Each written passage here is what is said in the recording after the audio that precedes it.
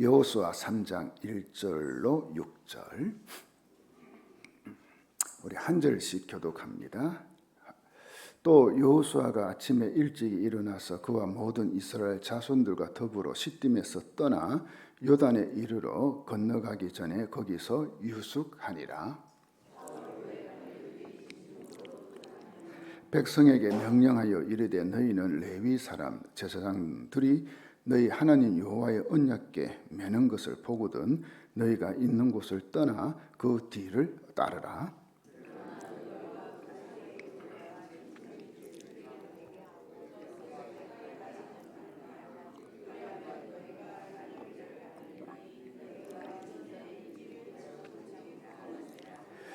여호수아가 또 백성에게 이르되 너희는 자신을 성결하게 하라. 여호와께서 내일 너희 가운데에 기이한 일들을 행하시리라.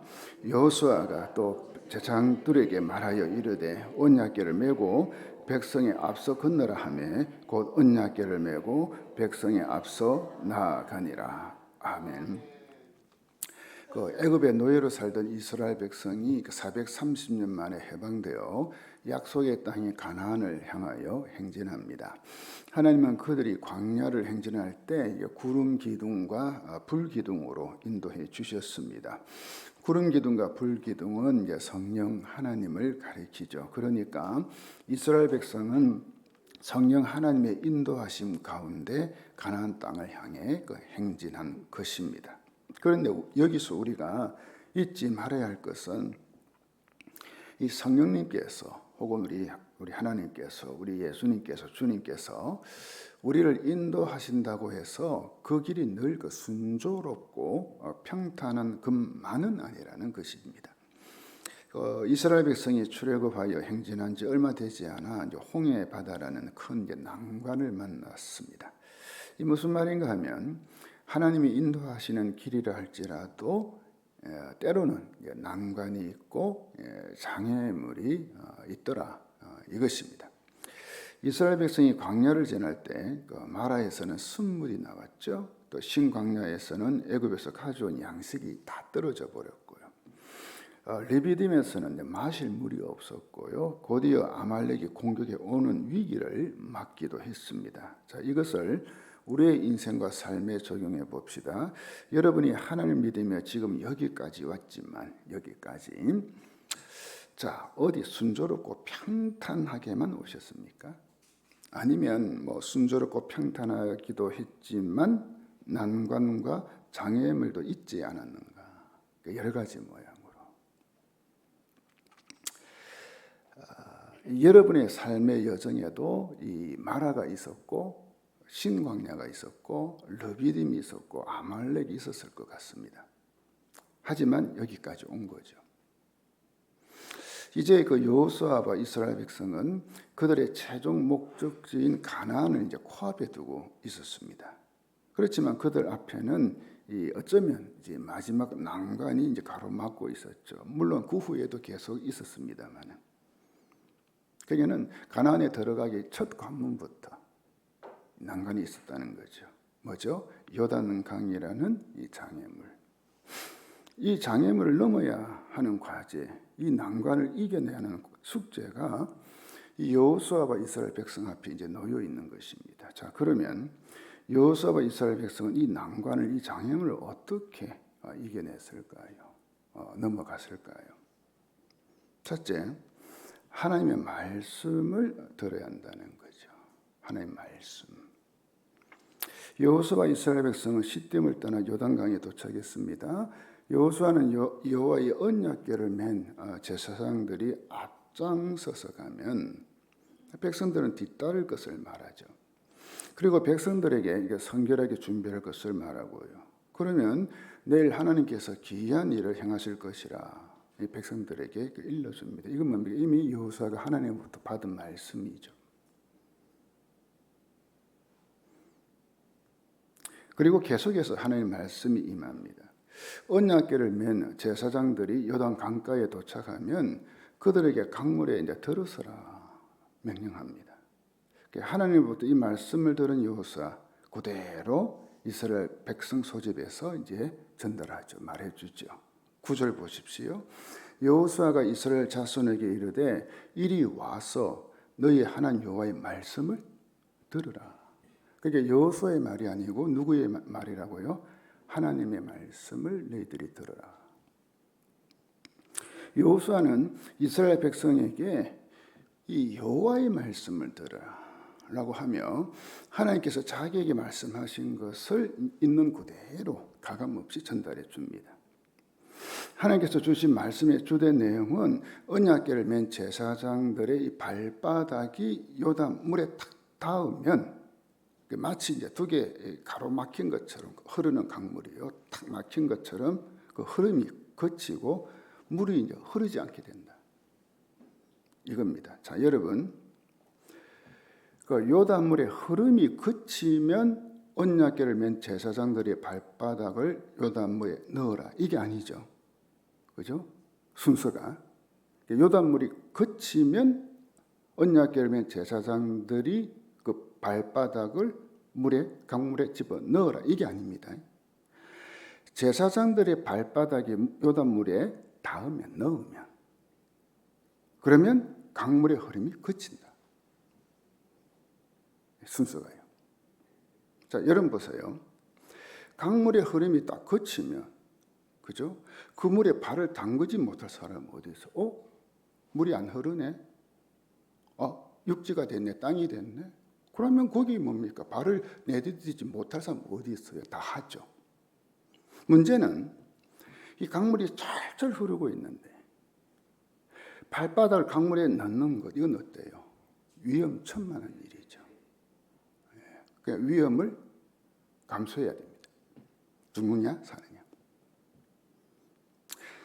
목숨을 담보로 하는 위험한 일입니다. 그리고 지금까지 이런 일이, 이런 기적이 일어난 적이 없었거든요. 그러니 여기서 우리는 이 믿음의 행동과 무모한 행동을 이제 구분해야 됩니다. 믿음의 행동과 무모한 행동. 왜냐하면 이 두 개를 제대로 구분하지 못하면 큰 낭패를 당하기 때문에 그렇습니다. 믿음의 행동은 하나님의 말씀을 일단 듣고요. 그죠? 그 다음 그 말씀에 순종하여, 신뢰하고 순종하여 행동으로 옮기는 거죠. 그리고 성령님의 감동시켜 주시는 강한 확신으로 이제 실행하는 겁니다. 시도하는 거죠. 반대로 무모한 행동은 이런 하나님의 사인 없이 행동하는 겁니다. 어떤 사람은 어떤 문제를 두고 기도하다가 이 감정적으로 이제 업이 되는 거예요. 감정. 그것을 성령님이 감동 주신 것으로 착각하고 행동으로 옮기는 거죠. 시도하는 거죠. 이 감정적으로 업이 된 것을 이제 믿음으로 착각하는 겁니다. 자, 여러분, 이 가슴이 뜨거워지는 것이 성령이 주시는 감동이기도 해요. 그죠? 사람에 따라 다르지만, 그렇지만 아닐 수도 있다는 거예요. 단순한 감정적인 업이에요. 이 청년 대학생들이 뭡니까? 연합 집회 참석해서 그게 말씀 듣고 분위기가 뜨겁잖아요. 그죠? 열기가 있잖아요. 그래서 뭡니까?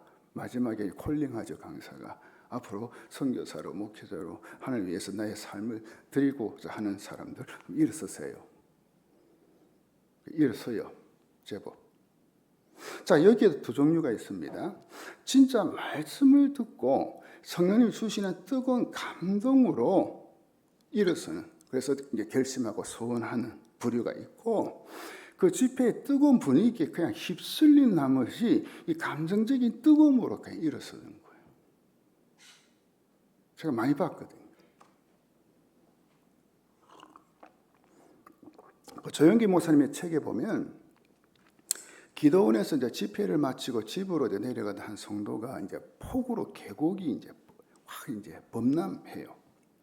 근데도 이 베드로가 그저 물리를 걸었다. 그 말씀을 들었기 때문에 기도원에서 그 흉내를 내다가 그냥 어떻게 물에 휩쓸려 죽었다니. 실제적인 이야기. 뭐죠? 감정이죠. 그래서 중요한 것은 기록된 로고스의 말씀이 나에게 주시는 레마의 말씀이 되어야 되는 거예요. 그죠? 우리가 말씀 다 듣는다 그것이 나에게 주시는 말씀은 아니거든요. 그 중에 나에게 주시는 레마의 말씀이 반드시 있어요. 아멘? 그 레마의 말씀을 들어야 되는 거예요. 그 말씀을 들어야 돼요. 둘째, 믿음으로 이제 시도하는 거죠. 7절, 8절 보세요. 여호와께서 여호수아에게 이르시되 내가 오늘부터 시작하여 너를 온 이스라엘의 목전에서 크게 하여 내가 모세와 함께 있었던 것 같이 너와 함께 있는 것을 그들이 알게 하리라. 너는 언약궤를 맨 제사장들에게 명령하여 이르기를 너희가 요단 물가에 이르거든 요단에 들어서라. 그냥 요단 강에 도착하면 그냥 들어가. 물이 천천히 흐르든 안 흐르든 적게 흐르든 콸콸 찰철 넘치든 상관없이 그냥 들어가. 그죠? 이겁니다. 근데 하나님께서 여호수아에게 말씀하신 내용, 첫째는 뭐죠? 여호수아를 백성 앞에서 크게 만들어 주겠다. 이건 좋은 말씀이죠. 반갑죠. 여호수아 입장에서. 그 두 번째가 문제죠. 언약궤를 맨 제사장들에게 명령하여 요단강에 이르면 요단물에 그냥 들어가라. 이겁니다. 하나님께서 여호수아에게 이 말씀을 하는 거, 좀 우리가 상식적으로 안 맞아요. 그죠? 맞지 않아요. 아니, 어쩌면 이해가 되지 않나요? 그러니까 제가 이제 이 말씀을 연구하고 제 삶도 그렇고 가만히 그래 보면은 때로는 하나님께서 이해가 되지 않는 말씀을 하실 때가 있더라고. 그죠? 우리가 그냥 이해가 되고 상식적으로 맞아. 그러면 되겠구나. 그럴 때도 있지만 그렇지 않은 경우가 참 많더라는 거죠.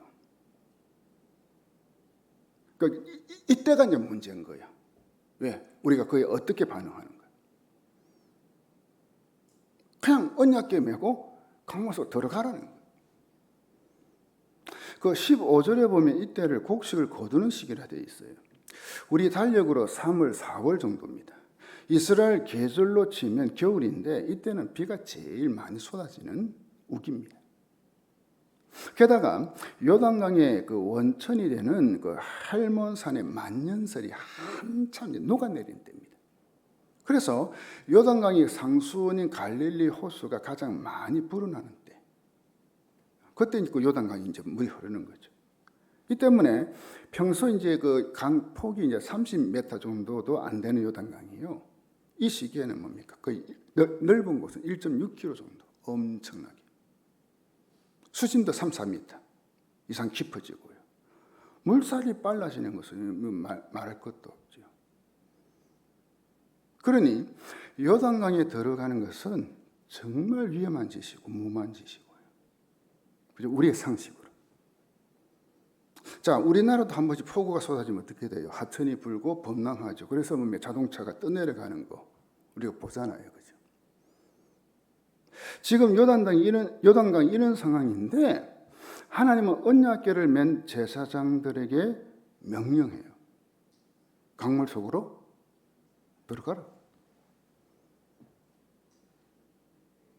이 맨정신이 아니면 할 수 없어요. 누가 하겠어요? 아무리 하나님 말씀이지만 참으로 무모하게 보여요. 정말 위험해요. 사실 이스라엘 백성이 요단강을 건너는 것은 진짜 이건 우리가 흔히 이야기하는 이제 모험이죠. 위험한 모험. 모험 중에서도 위험한 모험. 그리고 이전에 이런 경험이 있었다면 그래도 문제가 달라지죠. 그리고 홍해 바다 여러분 보세요. 어떻게 건넜어요? 모세가 지팡이 드니까 갈라지고 난 뒤에 걸어갔잖아요. 그죠? 여기는 아니잖아요. 상황이 달라요. 그러니까 홍해 바다 때는 하나님께서 역사하셔서 바다가 갈라지고 나서 걸어갔거든요. 이때는 뭡니까? 지금 강물이 철철철철 그렇게 범람하고 있는데 들어가라는 거니까. 그러면 강물이 그친다니까.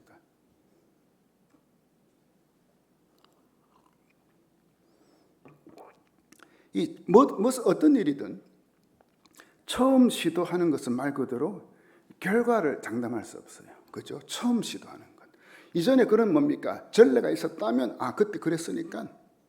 그러니까 이번에도. 처음 하는 거는 어떻게 될지 몰라. 예측이 없어.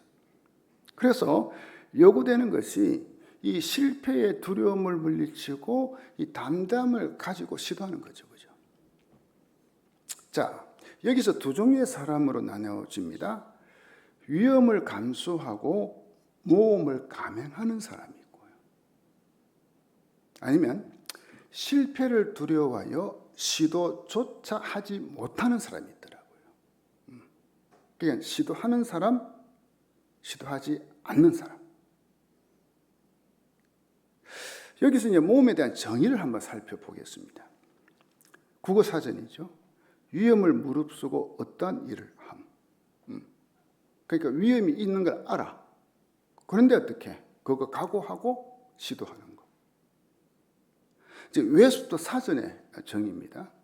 한 개인이 삶의 역사에 주목할 만한 사건이 되는 것으로 불확실한 결과를 예상하면서도, 그 결과가 확실하지 않아. 어떻게 될지 불확실해. 예상하면서도 미지의 세계나 흥미로운 사업, 담대한 일을 행해 나가는 거예요.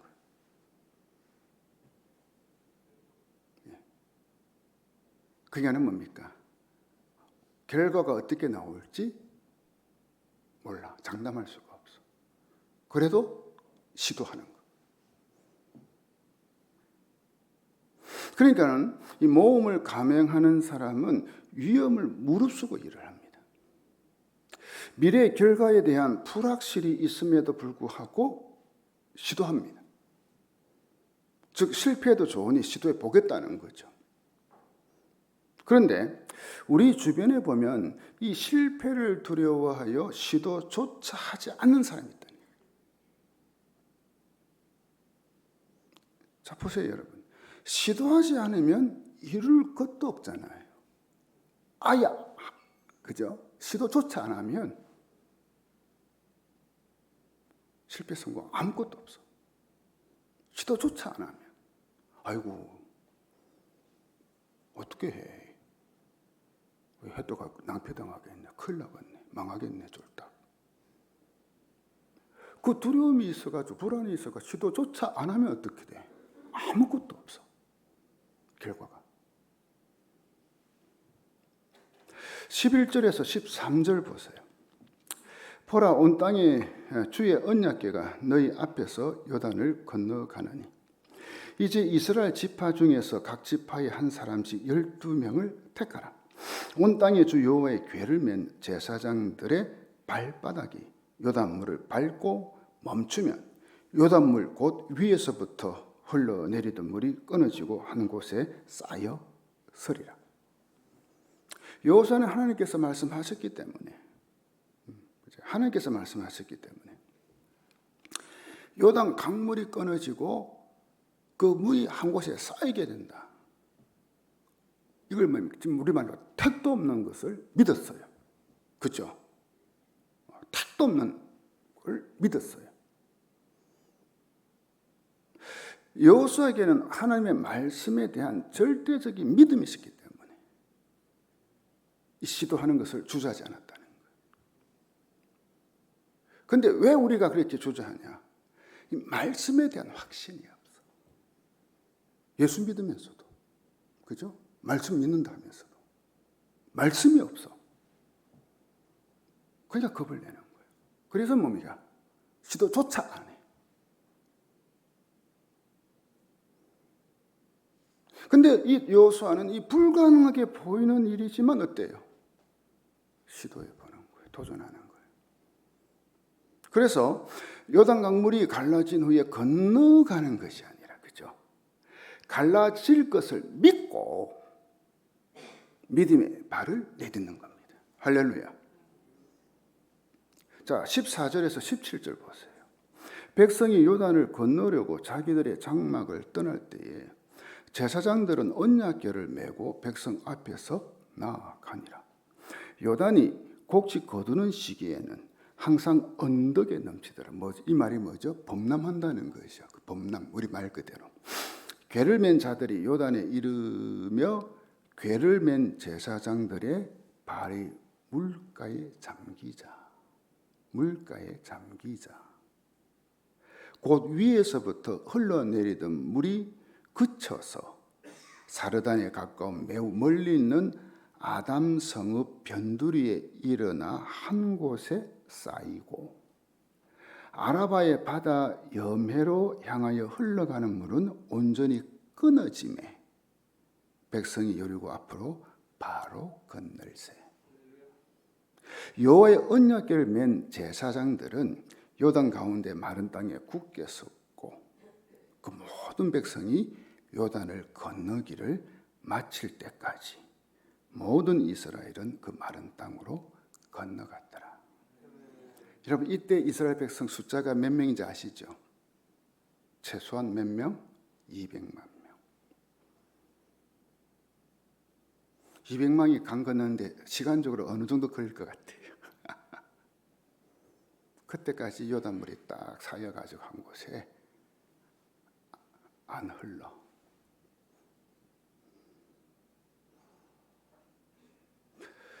여호수아도 그랬지만 이 언약궤를 맨 제사장들도 뭡니까? 하나님의 말씀을 신뢰하며 요단 강물에 발을 내디디는 거예요. 여호수아만 그런 건 아니에요. 그죠? 제사장들도. 그러자 저 흘러서 그저 강물이 범람하고 있는데 거기에 발을 딱 딛자 멈춰버린. 그리고 백성들이 그 200만 명이 넘는 백성들이 육지 건너듯이 걸어가는 거예요. 건너가는 거예요. 자, 여러분 왜 이런 기적이 일어났을까요? 언약궤를 맨 제사장들이 이 위험을 감수하고 강물에 자기들의 발을 내디딘 결과죠. 그죠? 다르게 말하면 하나님의 말씀을 신뢰하고 시도했기 때문에 그래요. 하나님의 말씀을 신뢰하고. 여러분께 묻겠습니다. 정말 여러분 하나님의 말씀을 신뢰합니까? 믿습니까? 그러면 어떻게 해야 돼요? 말씀하신 대로 한번 해봐야 될 거 아니에요. 그래야 역사가 일어나지. 그래야. 많은 사람들의 문제는 이 생각만 하는 거예요. 생각. 그리고 시도하지는 않는 거예요. 생각만 해. 아, 하는 말씀 그렇지. 맞아. 아, 아멘이지. 생각은 해. 근데 시도는 안 해. 그러니 하나님의 일이 이 역사 기적이 안 일어나. 그 사람의 삶에. 말씀은 들어. 아멘 해. 근데 행동이 없어. 행동이 없어. 말씀 따로, 행동 따로. 쉽게 이야기하면. 그 치열한 경쟁 사회에서 살아남기 위한 무기를 알려주는 책이 하나 있습니다. 그 가오 위안이라는 사람이 지은 하버드 행동력 수업이라는 책입니다. 이 책에서 그는 성공하기 위해서는 단순하게 생각하고 실천하라. 단순하게 생각할까요? 생각은 단순하게. 그 다음 중요한 게 뭐죠? 시도하라, 실천하라는 거예요. 실제 해보라는 거예요. 그는 이 책에서 이제 시도적 행동을 가로막는 5가지 장벽이 있다는데 이제 정보, 과, 부화. 너무 많은 정보를 들어서 그것에 대해서.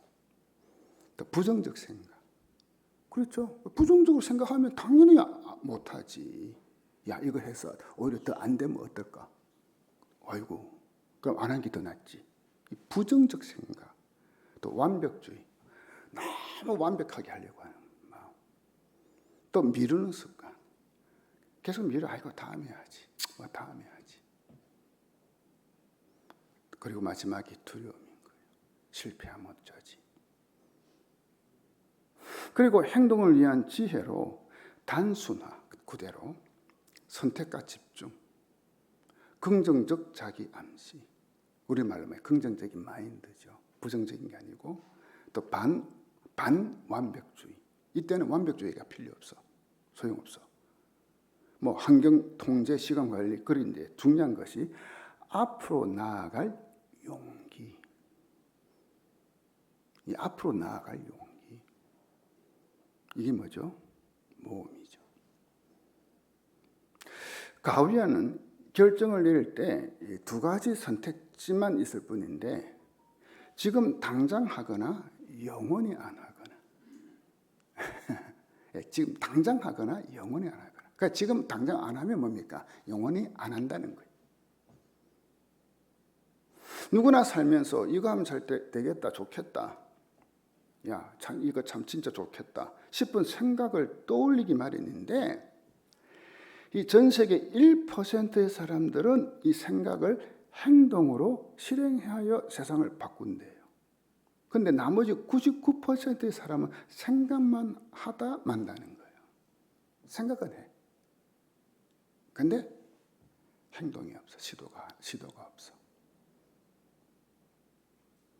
그 차이는 매우 간단한 이유에서 생기는데 바로 생각을 행동으로 옮기는가의 여부. 여기서 달려있다 말합니다. 생각을 행동으로 옮기느냐 옮기지 않느냐. 여러분 보세요. 세계적인 뭡니까? 그 경제인들 보세요. 뭐 한창 날렸죠. 중국 뭐 알리바바입니까? 그 마윈이라는 사람, 뭐 또 그 페이스북 만든 사람이 있죠. 마크 저커버그 등등. 애플 만든 사람 스티브 잡스 등도 보세요. 이 성공한 사람들은 목표의 100%를 달성하기보다 이 행동력을 100%로 끌어올리는 데 힘을 쏟았다. 그냥 한번 시도하는 거죠. 실패해도 된다. 한번 해보자. 여러분, 세상 사람도 행동을 강조합니다. 그러니 우리가 하나님의 사람으로서 이 인생의 삶의 목표를 이루기 위해서는 그리고 하나님 나라를 이루어가기 위해서는 나를 통해서 가장 먼저 이 하나님의 말씀이 있어야 되고요. 아멘. 우리는 이거잖아요. 그죠? 말씀이잖아요. 그리고 그 다음으로 실패를 두려워하지 않아야 되고요. 왜? 하나님이 책임져 주신다네요. 말씀대로 내가 한번 해보면. 마지막은 뭡니까? 위험을 무릅쓰고 시도하는 행동이 있어야 되는 거예요. 그 믿음은 이 머리에 머물지 않아요. 머리 생각 속에 뭐죠? 행동으로 옮기는 시도하는 거예요. 이게 믿음이요. 이게 믿음이요. 이게 믿음이요. 사랑하는 성도 여러분, 믿음은 어떤 면에서는 모험입니다. 뻔히 보이는 거 하는 거 그게 어째 믿음이라 할 수 있어요? 아니잖아요. 그건 믿음 아니요. 예측 가능한 거 하는 거 그건 믿음 아니죠. 예측 불가.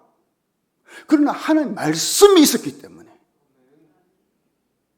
믿고 신뢰하고 시도하는 거. 이게 믿음이죠.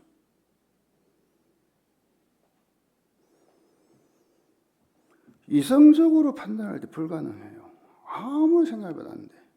그러나 하나님의 이 능력을 믿고 행동으로 옮기는 것, 이게 바로 믿음입니다. 지금까지 아무리 준비를 잘해도 그죠? 이것저것 행동으로 옮기지 않으면 아무 소용없잖아요. 준비만 하면 뭐해? 준비만. 시도 한 번 안 하는데. 행동으로 옮길 때 실제적으로 하나님 역사가 일어나는 거잖아요. 많은 사람들이 여기에서 걸려 넘어져요. 뭐죠? 믿음의 발을 내딛지 못하는 거예요. 그 머릿속에서만 말씀이 뱅뱅 들은 건 있으니까 공부한 건 있으니까 머릿속에서만 뱅뱅 듣지를 못해. 말로는 믿는다고 하죠. 뭐 말씀 들을 때 아멘 잘하잖아요. 그죠? 아멘, 아멘. 그러나 시도는 하지 않아요. 그것이 끝이에요. 그러니 하나님 역사가 일어나지 않는 거예요. 우리 성도 한 사람도 그렇고 교회도 그렇고 다 그래요. 그죠? 여러분, 믿음은 명사가 아니라 동사인 거 아시죠? 아시죠? 명사 아니에요, 동사요. 역사하는 믿음은 하나님의 이 말씀이 떨어졌을 때 그 말씀을 믿음으로 받아들이고 그 다음에 행동으로 믿음의 발을 내딛는 것까지. 그때 하나님께서 일하시죠. 믿으시면 아멘. 제가 이제 우리 교회 오기 전에 또 여러 가지 공동체 사역 준비한다고 그 기간 때 일본인 교회를 잠시 섬겼어요. 그래서 이제 주일 오후에 이제 한 공간을 이제 빌려서 예배를 드리고, 그리고는 이제 그렇게 이제 봉사자들이 있었죠. 그러니까 스태프들이죠. 이제 섬기는 분들이 이제 예배 후에 이렇게 말씀 묵상을 나눔을 자고 했어요. 그냥 헤어지게 그래서 우리를 흔히 이야기하는 큐티 말씀 묵상. 근데 이 이제 나눔에 제가 좋은 일이기 때문에 실명을 거론할게요. 권기용 치과라고 그때 남천동에 있었어요. 그 원장 집사님도 참석했어요. 참 헌신된 분이에요. 근데 이 원장님은 이제 평소 주변 분들에게 자기가 이제 1년 동안 몽골에 가서 단기 선교 갔다가 오겠다. 뭐 가족이 다 있는데 그러니까 자기가 헌신하겠다는 거죠. 그러다 보니 이제 동료 치과 원장들이 믿는 분들이 다 이 원장님을 만나기만 하면 아이고 권 원장님 언제 몽골 갑니까? 언제 갑니까? 궁금하니까 간다고 했으니까 물었어요. 그때마다 예, 곧 갈 겁니다. 곧 갈 겁니다. 라고 말은 했지만 막상 가려고 하니까 이 문제가 많은 거예요. 이제 해결하고 그죠? 처리하고 갈 문제가 많아요. 첫째, 운영하고 있는 이 치과 어떻게 할 것인가? 그 페이닥터죠. 월급 주는 의사를 데려다가 1년 동안 맡길까? 아니면 아예 이 병원 다른 그 치과 의사한테 넘겨버릴까? 이래 생각해도 저래 생각해도 이 마음이 안 편하는 거예요. 사실 그렇잖아요, 그죠? 자기가 그동안 그게 털을 잡아놨는데 그 치과 다 그 손님들 있잖아요, 그죠? 다 있는데 이래도 저래도 영 그런 거예요. 둘째, 그 아내가 무용단을 이제 운영했는데 참 잘했어요, 무용. 이걸 또 어떻게 해야 되나? 그러니까 몽골에 갔다 오면은 이 무용단 그동안 스탑인데 그동안 잘 세워놨는데 야 이것도 어떻게 해야 되나? 셋째, 이 몽골에 가면 이 딸이 셋이 있었는데 이 교육을 어떻게 시킬 건가? 요즘 뭡니까? 젊은 사람들 제일 큰 이슈가 뭐예요? 자녀 교육이잖아요. 그죠? 공부 잘 시켜가 좋은 대학 가고 좋은 직장 가는 거. 솔직히 이거잖아요. 그죠? 그때 이제 이 딸 3명이 이제 그 중학교 1학년부터 초등학교 1학년까지 3명이 있었거든요. 이게 이제 고민이 되는 거예요. 몽골에 가면 야 이거 이 아들 어떻게 공부시켜야 되나? 이게 이제 걸렸던 거예요. 그러니까 이제 주저가 되는 거예요. 간다고는 했는데 망설인 거죠. 그러던 중 제가 이제 일본인 교회를 같이 섬겼으니까 제가 말씀드렸죠. 예배 후에 모여서 이제 말씀 이제 묵상 나눔을 이제 했잖아요. 그런데 딱 그날 말씀 묵상하고 서로 나누는데 그때 이분이 말씀을 통해서 하나의 음성을 들은 거예요. 딱 확신을 가진 거예요. 아, 내가 가야 되는구나. 하나님 말씀이구나. 평소 간다가는 게 못 갔는데 딱 말씀에 부딪힌 거예요. 뭐죠? 레마의 말씀을 들은 거죠. 그리고는 1년 동안 선교하기 위해 가족을 데리고 몽골로 갔어요.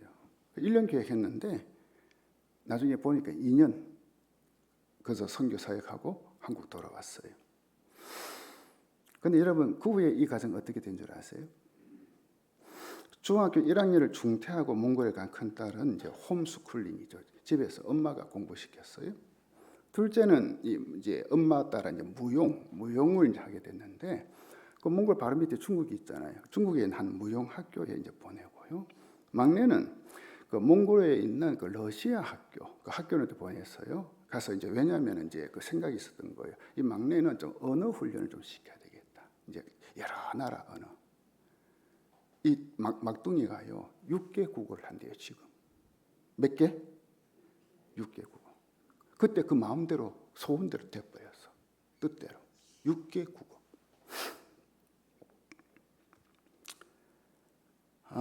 그리고 이제 2년이 지나서 한국에 왔죠. 근데 이제 치과를 다시 개업해야 되잖아요. 그때 처분해 버렸으니까 부산에 있는 거. 부산이 아니고 이제 서울에다가 또 개원했어요. 지금까지 잘 하고 있어요.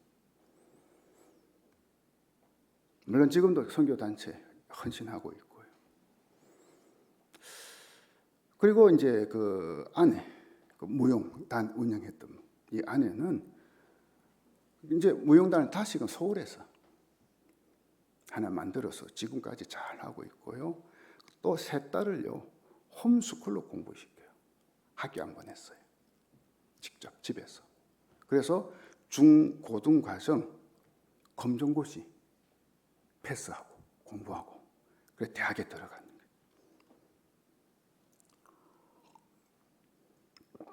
근데 이제 큰 딸은 치과대학을 나갔어요. 그러니까 독일에서. 독일은 뭐 학비가 공짜니까. 사실 미국에 보내고 싶은데 돈이 많이 드니까 못 보내고 그러니까 독일에 공짜니까 무료니까 학비가 보냈어요. 그래서 이제 치과 의사 돼서 아버지와 함께 서울에 있는 그 병원서 같이 일하다가 지금 독일에 가서 치과 개원하고 살고 있어요. 결혼해서. 둘째는요, 엄마와 함께 그 무용단 만들었다 했죠. 거기 같이 막 활발하게 활동하고 있어요. 그게 참 재밌더라고. 큰 딸은 아버지 하는 일, 둘째 딸은 누구? 엄마가 하는 일 갔어요. 근데 셋째, 최근에 그 서울대학원 졸업했어요. 그리고는 선교사로 헌신한 청년 만나가지고 지금 선교사로 하나님 앞에 헌신하고 결혼해가지고 지난 1월달에 결혼했어요. 막내까지. 자, 여러분 보세요. 이 가정이 이처럼 하나님께 쓰임받는 건 다가 뭐예요? 세상적으로 출세한 것보다 하나님께 헌신하고 하나님께 쓰임받는 가정이 된 거. 부모도 그렇고 자녀도 그렇고. 그게 왜 그랬을까요?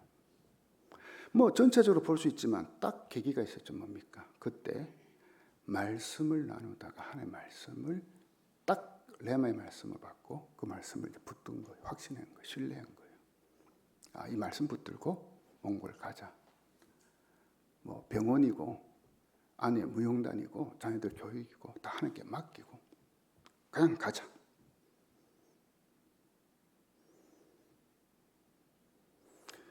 뭐냐? 행동으로 실행했기 때문에, 시도했기 때문에. 그 말씀을 머릿속에서만 뱅뱅뱅뱅 동게 아니고 그게 행동으로 나가기 때문에. 그죠? 어떤 사람들은 간다 하니까 평생 안 가는 사람도 있거든. 한다 해놓고 평생 안 하는 사람들이 있다. 이분은 말씀을. 여러분, 믿음의 사람은 실패하는 것을 두려워하지 않습니다. 우리가 정말 두려워하는 것이 뭘까? 하나님 말씀이 있음에도 불구하고 시도하지 않고 주저하는 것. 이걸 두려워해야 됩니다. 실패할 것을 두려워해 아예 시도조차 하지 않는 거. 이게 문제죠. 이게 문제죠. 기독교 그 정신의학자이자 심리학자인 그 폴 트루니의 말입니다. 우리 같이 한번 읽어볼까요? 시작. 인생에서 가장 큰 많은 사람이 살아가는 일에 막연히 하다가 그들의 인생 전부를 낭비한다는 사실이다. 그죠? 그냥 평생 동안 준비만 해.